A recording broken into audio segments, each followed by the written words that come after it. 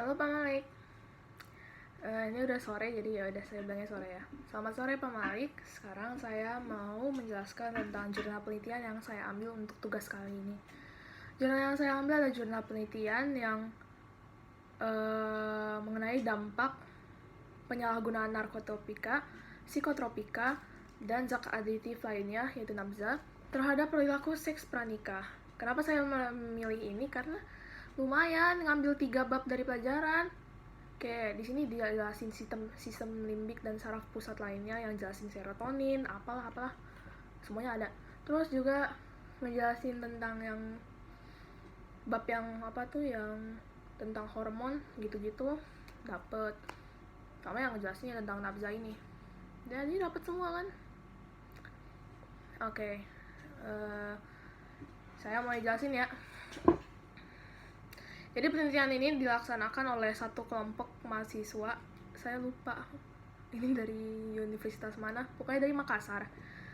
Nah, di sini dijelaskan bahwa penyalahgunaan narkotika, psikotropika, dan zat aditif lainnya menimbulkan akibat buruk terhadap fungsi seksual dan organ tubuh hingga menyebabkan kematian. Nah, penyalahgunaan ini membuat mereka nggak bisa berpikir panjang tentang apa yang mereka lakukan, sehingga bisa berdampak terhadap seks pranikah. Lalu di jurnal penelitian ini, itu untuk menggali informasi terhadap residen informan ini yang mendalam mengenai perilaku seksual pranikahnya. Kenapa sih dia memakai syabu, kenapa sih dia memakai ganja, kenapa sih dia memakai pil, apakah itu mempengaruhi perilaku seks pranikahnya apa enggak, apa tidak gitu kan. Nah, di sini diambil residen sekitar 10, bukan sekitar 10 sih, emang 10 ya, 10 residen yang akan diteliti dan diinterview.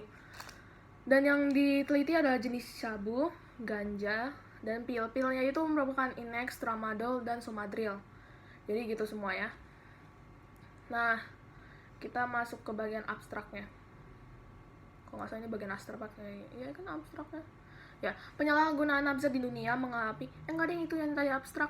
Ini yang mulai kayak awal latar belakang. Nah, penyalahgunaan nafza di dunia mengalami kenaikan 12% dari pengguna yang biasanya, dan itu adalah semuanya pencandu berat. Pencandu berat di sini yang maksudnya udah kecanduan banget, yang kayak yang kalau misalnya orang ngomong, aku nggak bisa hidup tanpa ini, ya kayak gitu. Nah, di sini korban penyalahgunaan nafza di Indonesia tidak terbatas pada kelompok masyarakat yang mampu, tapi juga merambat ke kelompok masyarakat yang ekonominya rendah. Biasanya karena ekonomi rendah di sini, kalau secara psikologis dapat diketahui bahwa karena ekonominya rendah, biasanya orang kan gampang stres ya Pak, ya kan? Karena gampang stres, mereka pakai kayak gituan. Udah pakai kayak gituan, seks di luar nikah, coba nggak masuk akal nggak?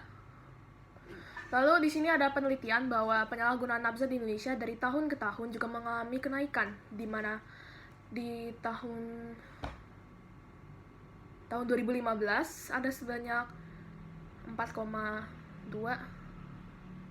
pokoknya 4, berapa juta jiwa di Indonesia dengan prevalensi 1,99%, yang di tahun 2016 menjadi 5,4 juta jiwa dengan prevalensi 2,32%, dan diprediksi dengan angka tersebut mengalami kenaikan menjadi 8,1 juta jiwa di tahun 2017.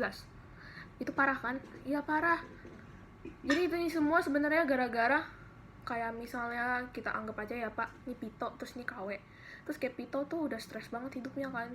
Terus dia make nafza. Terus tiba-tiba KW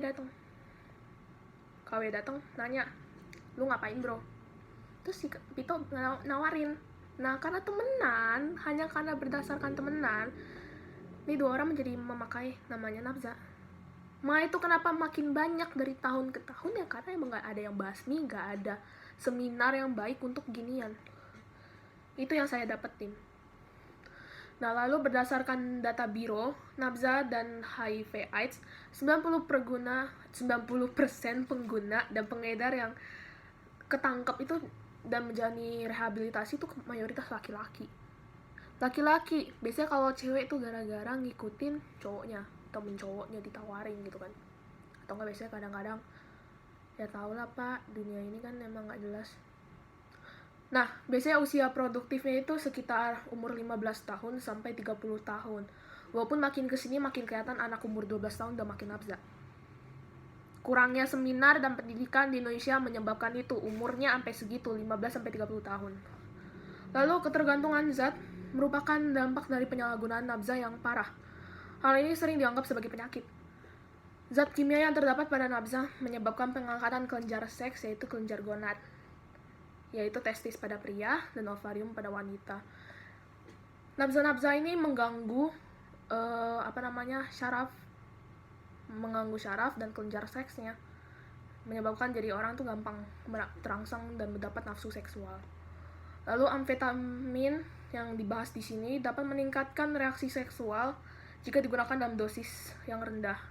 Lalu metamfetamin adalah golongan stimulan yang memiliki sifat merangsang sistem saraf pusat, merangsang sistem fungsi tubuh, dan meningkatkan kegairahan, sehingga aktivitas seksual dapat dilakukan dengan gampang, tapi itu bisa sampai melewati batas kemampuan. Lalu di sini menggali dan menganalisis informasinya dari informan yang dari Yayasan Mitra Husada. Nah, kita masuk ke metode penelitian yang digunakan dalam penelitian ini adalah metode yang penelitian kualitatif dengan pendekatan fenomenologi dengan analisis deskriptif dengan teknik pengumpulan data primer, in-depth interview sebanyak 10 informan, dan itu semua cowok. Nggak dijelasin sih, cuman kelihatan dari tabelnya itu kelihatan banget sih kalau itu cowok. Kalau menurut saya ya, itu cowok semua. Nah, di situ mereka ditanyain apa sih hubungannya nafza dengan seks di luar seks pranikah mereka. Nah di sini dibahas diketahui rentang usianya itu 16 sampai 42 tahun informannya. Dan lama penggunaan dari semua 10 informan ini, ada yang cuma 1 bulan terus berhasil jadi rehabilitasi, tapi ada yang juga yang udah mengkonsumsinya selama 13 tahun. Dan itu lumayan parah. 13 tahun baru direhabilitasi. Jadi sedih juga gak sih? Separah itu Indonesia. Lalu jenis sabu yang sering dikonsumsi oleh informan adalah nafza yang jenis sabu sih? Jenis nafza yang sering digunakan adalah jenis sabu dan ekstasi. Nah, sabunya itu ya sabu ya amfetamin. Lalu ekstasinya itu pil Inex, Tramadol, dan Somadril. Kenapa di sini ganja nggak dibahas? Karena ganja di sini udah dijelaskan dalam interview mereka kalau ganja itu cuman meningkatkan halusinasi, nggak nambahin untuk apapun yang untuk seksnya, hasrat seksualnya pun juga tidak. Lalu di sini informan utamanya adalah informannya, yaitu 10 orang yang direhab ini. Lalu ada informan pendatang, yaitu teman atau istri dari si yang 10 informan ini. Lalu ada informan kunci, yaitu si konselor yang kerja sebagai tukang rehab ya di Yayasan Mitra Husada Makassar. Dan dari seluruhan informan tersebut, yang motifnya dari situ ajakan teman sejawat. Itu ajakan teman sejawat. Kenapa sih kalau mau diajak teman mau aja gitu, manusia, heran. Karena awalnya coba-coba jadi adiksi. Emang sebaiknya nggak boleh coba-coba sih kalau kayak gitu. Nah, di dalam jurnal penelitian ini terdapat tabelnya kan udah Bapak lihat ya. Tabelnya, maaf ya. Nih, saya tunjukin. Gitu.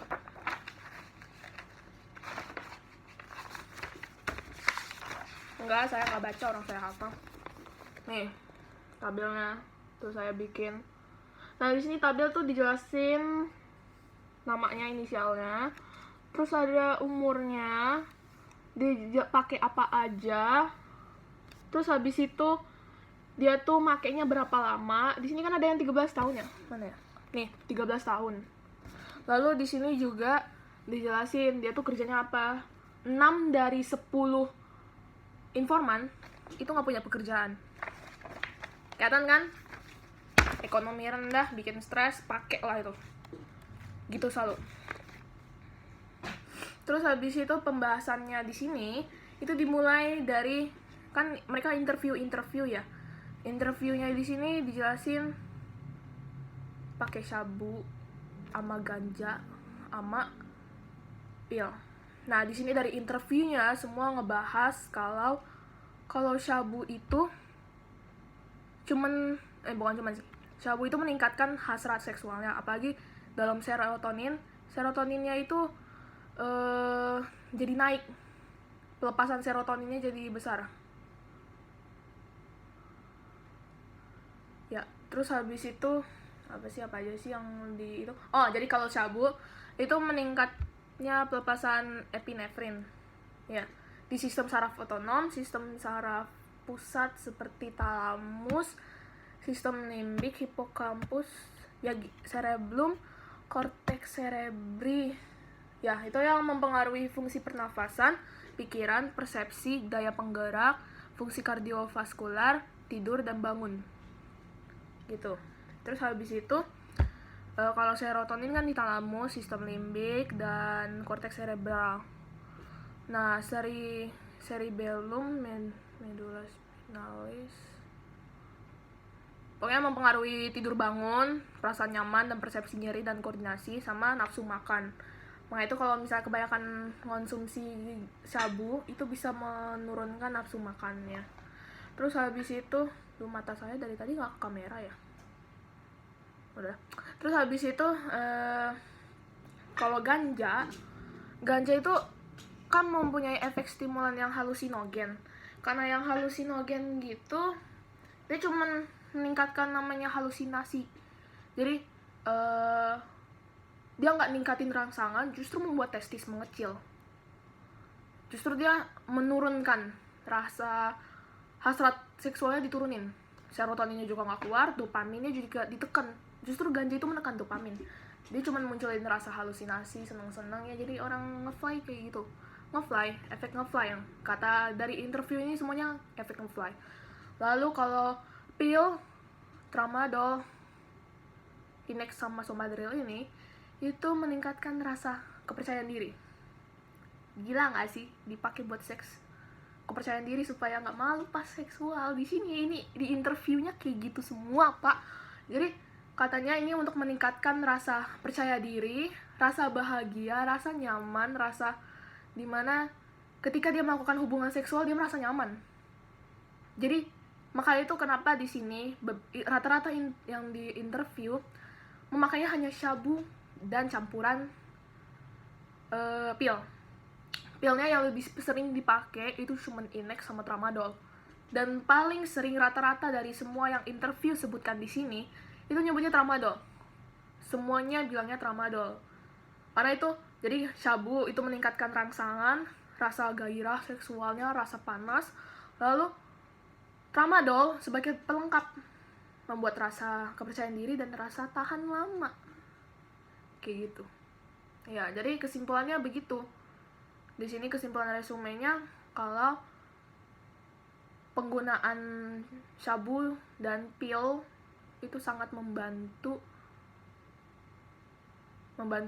perilaku seksual pranikah seperti itu. Dan rata-rata dari mereka emang sengaja memakai itu supaya tahan lama. Dan mereka mengenalkan kepada pacarnya mereka sendiri, mengajak. Mereka udah diajak sama orang pakai gituan, mereka ngajak lagi orang lain pakai gituan. Kan agak bego gitu. Maaf ya, Pak.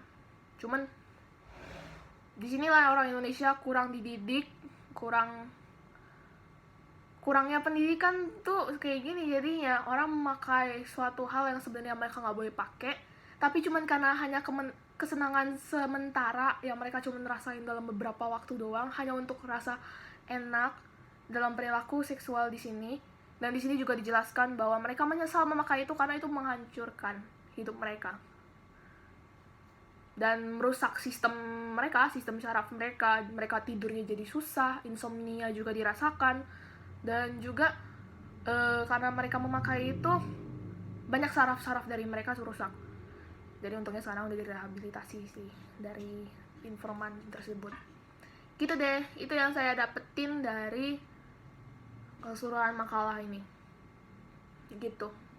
Ya, sekian dari saya. Terima kasih. Bye.